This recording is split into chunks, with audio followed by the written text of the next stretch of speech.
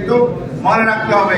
আমাদের দ্বারা আমি আরেকটা কথা, আমাদের দ্বারা এমন কোনো কর্মকাণ্ড সংগঠিত আমরা করবো না যেই কর্মকাণ্ডের জন্য দলের ভাবমূর্তি নষ্ট হচ্ছে।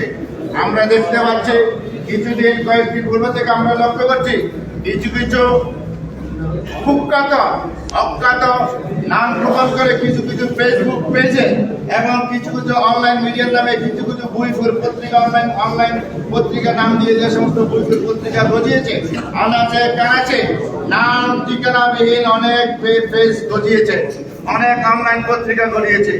নাম ঠিকানাবিহীন কোন সন্তান জন্মগ্রহণ করলে মা বাবার ঠিকানা নাই, যদি কোনো সন্তান জন্মগ্রহণ করে তাদেরকে কি বলা হয়? বলা হয়। নাম ঠিকানাবিহীন কিছু ফেসবুক পেজ আমরা কিন্তু পরিলক্ষিত করছি। আমরা তো উদ্বেগের সাথে আমরা লক্ষ্য করছি এই সমস্ত ফেসবুক পেজে অনলাইন পত্রিকা আমাদের নেতা জনাব মাইলা ইসলাম চৌধুরীর ভাবমূর্তি ক্ষুণ্ণ করার জন্য মিথ্যা সংবাদ পরিবেশন করে যাচ্ছে। আজকের এই সভা চালাচ্ছি অনতি বিলম্বে এই ফেসবুক পেজে যারা আমাদের ফেসবুক পেজে কাজ করেন, জিয়া সাইবার খুঁজে নেতৃবৃন্দরা আছেন, তাদেরকে আমি আগেও বলেছিলাম, যারা এই অনলাইনে কাজ করেন এই সমস্ত ফেসবুক পেজগুলোকে খুঁজে বের করতে হবে। ঠিক নামে যারা এই সমস্ত সংবাদ পরিবেশন করছে, দিলকে তাল করে যারা পরিবেশন করছে, তাদেরকে খুঁজে বের করতে হবে। তাদের বিরুদ্ধে যত যাবতীয় ব্যবস্থা নেওয়ার আমরা সীতাকুণ্ড বিএনপি আমরা যারা এখানে আছেন ওনাদেরকে আমরা দাবি জানাবো। পৌরসভা বিএনপি, সীতাকুণ্ড উপজেলা বিএনপি এই সমস্ত ফেসবুক পেজে নাম ঠিকানাবিহীন যে পত্রিকাগুলো বেরিয়েছে তাদেরকে খুঁজে বের করতে হবে।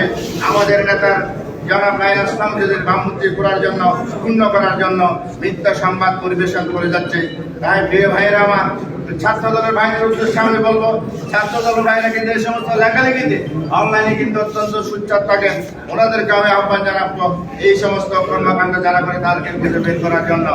এবং আমি দেখেছি সাইবার, আমার যে সাইবার খুঁজে এখানে সীতাকুণ্ডের যে কমিটি আছে ওনাদের সভাপতি সম্পাদকরা, আমি তো ওনাদের আইডিতে দেখেছি যে সাবেক মন্ত্রী বা আওয়ামী লীগের সেই যিনি রাত দিন মিথ্যাচার করতেন হাসান মাহমুদের ফেসবুক আইডিতে ওনারা হ্যাক করেছেন, ওনারা দাবি করেছেন।